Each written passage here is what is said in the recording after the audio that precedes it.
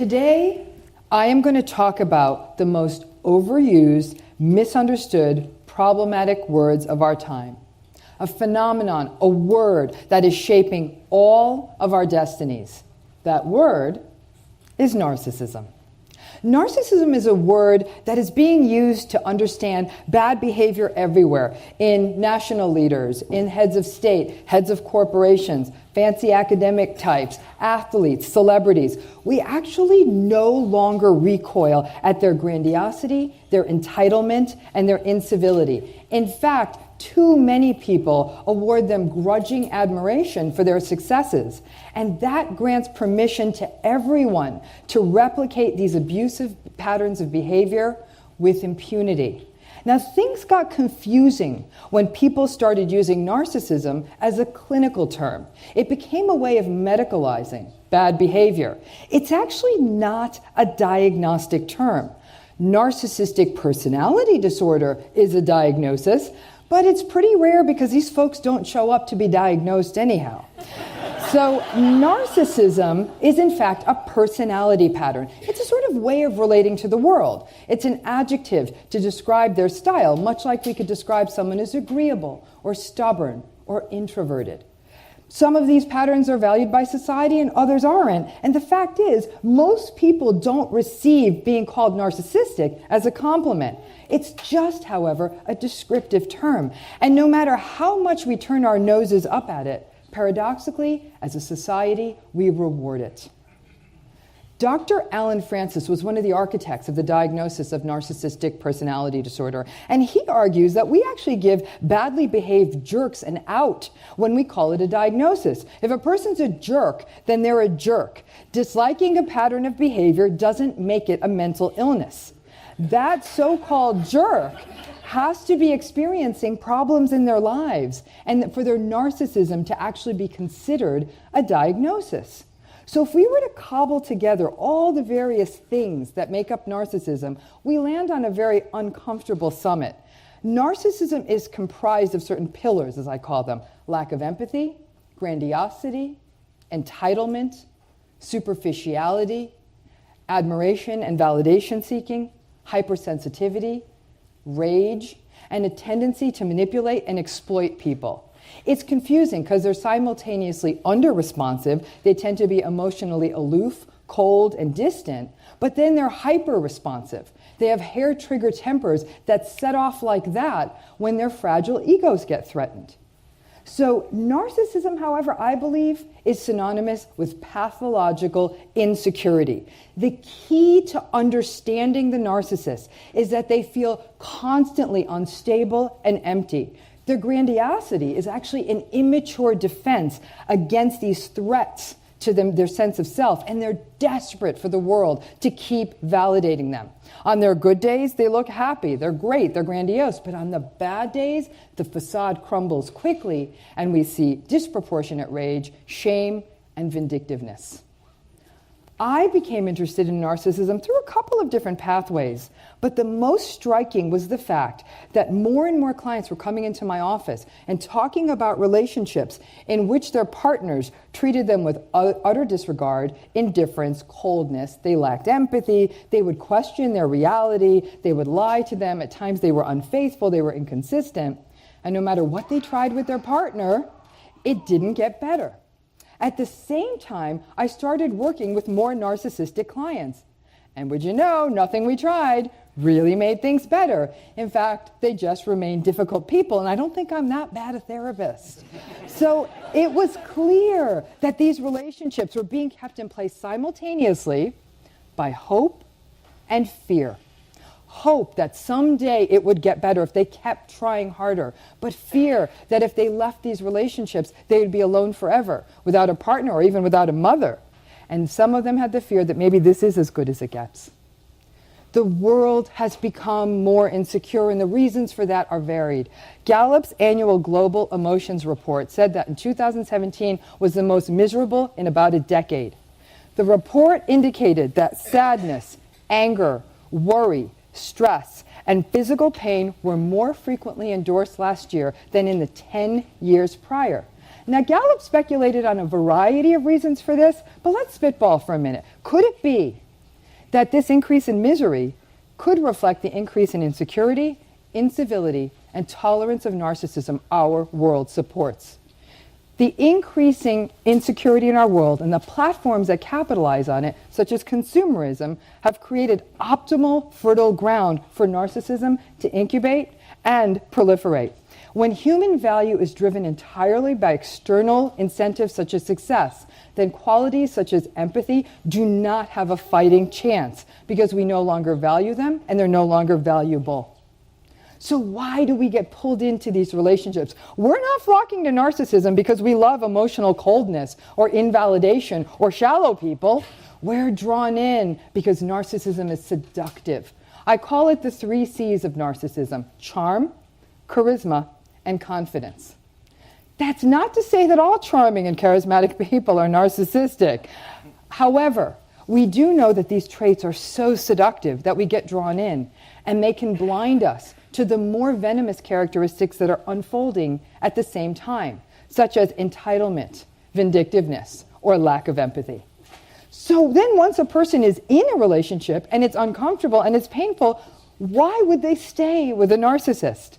All of us are vulnerable to those narcissistic charms, and in fact, we may be rendered even more vulnerable to sticking around for the abuse by a narcissist if we originated from family systems in which the patterns of narcissism were normalized, such as having a cold, authoritarian, distant, invalidating, or abusive parent. Our own insecurities render us vulnerable and also less able to climb out when the climate shifts from charm and charisma to invalidation and abuse. Most of us are great at giving second chances, and second chances are in fact the accelerant for narcissism at all levels. When we are in a narcissistic relationship, we make excuses. That's just how he is. He didn't really mean that. She means well. That's just her culture. And there's the rub. That's how this infectious virus of being in any form of narcissistic relationship, whether with an individual or a family or a company or a culture, can slowly proliferate and take over. Most of us issue second chances with zeal. Our storytelling in our culture is immersed in tales of hope, redemption, and forgiveness. And while that's all very healthy, in the wrong hands, hope and forgiveness may not represent an opportunity for growth or change or restoration, but rather permission to just keep things going as they are. Because with narcissists, forgiveness is interpreted as, hey, let's just keep the status quo. Have we created a world in which narcissism as a pattern, as a personality, is becoming necessary to succeed in the new world order? This is where we hit a bit of a problematic divide. The very qualities associated with material success are actually bad for our health. Because while these qualities may be festered and fostered by our cultures and our schools and our economies and our societies, they are never going to be good for our close relationships. And that doesn't just mean spouses and partners. That means parents, children, siblings, extended family, friends, colleagues. Narcissistic patterns undercut the core of what's necessary for healthy relationships. Those things include mutuality, respect, compassion, patience, genuineness, honesty, and trust. Things that are simply not possible with a system or a person which is narcissistic. And it's in that intimate relationship space where we see the most profound impacts of a narcissist, whether that be a spouse or a partner. A relationship with a narcissist is a gradual indoctrination. You slowly become inured to their lack of empathy, their tantrums, their rage, their insults, and their entitlement, their lies and their challenges to your reality. Their insulting words slowly become your self-talk, and before you know it, your new mantra becomes, I am not enough. Anyone who's had a narcissistic parent will acknowledge that it shaped the arc of their lives. It instilled an insecurity and a chronic jousting at psychological windmills. From an early age, narcissistic parents leave a legacy, including an inability to trust your own instincts, to safely enter close relationships, to trust your own abilities, and a lifetime can be spent trying to gain the notice of the aloof, detached, and disconnected parent. The proliferation of narcissism in leadership in our culture, governments, companies, and world has made very difficult workplaces. The narcissistic boss is the insecure tyrant. These are workplaces ruled by fear and subterfuge, abuse and vindictiveness, deceit and slippery ethics. And in the face of the Me Too movement, the top notes of narcissism pervaded all of the stories. The entitled and untouchable tyrant pillaging the workforce, and in most cases, with almost no consequences. The most painful realization is that narcissistic patterns are just not that amenable to change. At a minimum, for any change to occur, the narcissist has to recognize the harmful pattern of their behavior, then they have to want to change it, and then they have to put in the daily work of change. There is a small number of cases where that's kind of happened, but under conditions of stress and frustration, the usual issues of rage will pop up, the rubber band of personality returns to its usual shape and size. The small changes that could be made may not be enough to make a close, intimate relationship sustainable. And if somebody is not willing to recognize that they need to make changes because they're hurting other people, there's little likelihood they will make a change, but there is a likelihood they will continue to blame other people, the world, or you for their bad behavior. So that means that the only remaining strategies are to maintain your expectations and set boundaries, not to try to change that person or waste hope on the possibility of change, but to recognize that this is how it is and either accept it or slowly step away from it. Now, this is very individual, and it's not always possible. If it's your parent or your child who's narcissistic, you may not be willing to sever that tie. Finances, culture, children, or love can make walking away from a marriage or a romantic relationship seemingly impossible, and that's fine.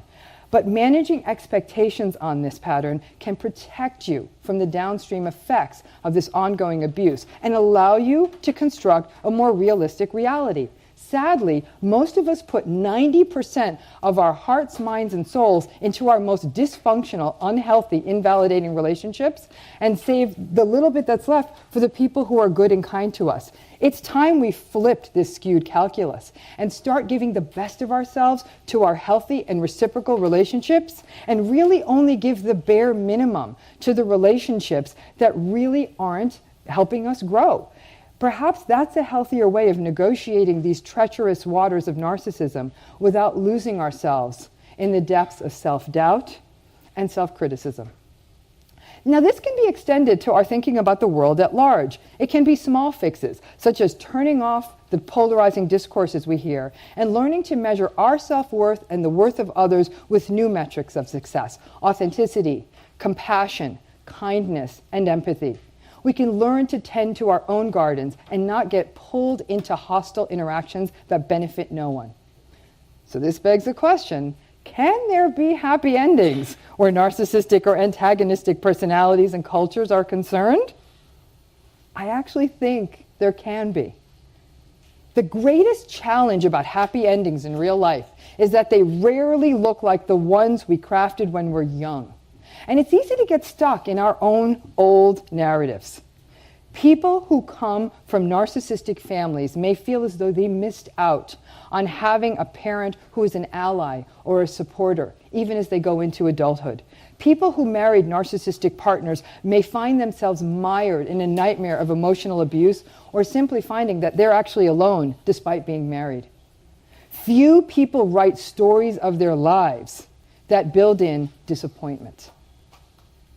I have found that survivors of all kinds of narcissistic and antagonistic relationships actually can and do have happy endings. They just don't look like they thought. All of us are bigger than this epidemic of narcissism. Any of us can change the "you are not enough" narrative that still resonates. We can reparent ourselves. We can look at the entitled shenanigans of people who shriek, Don't you know who I am? And realize that you don't give a damn about who they are. Where there are scars, beautiful things actually can spring forth. Khalil Gibran writes, out of suffering have emerged the strongest souls. The most massive characters are seared with scars.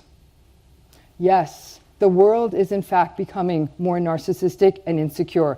Don't let the global epidemic of incivility infect you. Inoculate yourself. Find your communities. Find common ground with other people instead of living in polarization. Practice kindness and empathy even when other people are not. Choose your friends and your romances with care. Every life story can be a miracle or a tragedy. It just depends on how you write it. These days, with the world in such disarray, anyone who is surviving with their empathy unbroken, their heart sound, their integrity in place, and their sense of humor intact is nothing short of dauntless.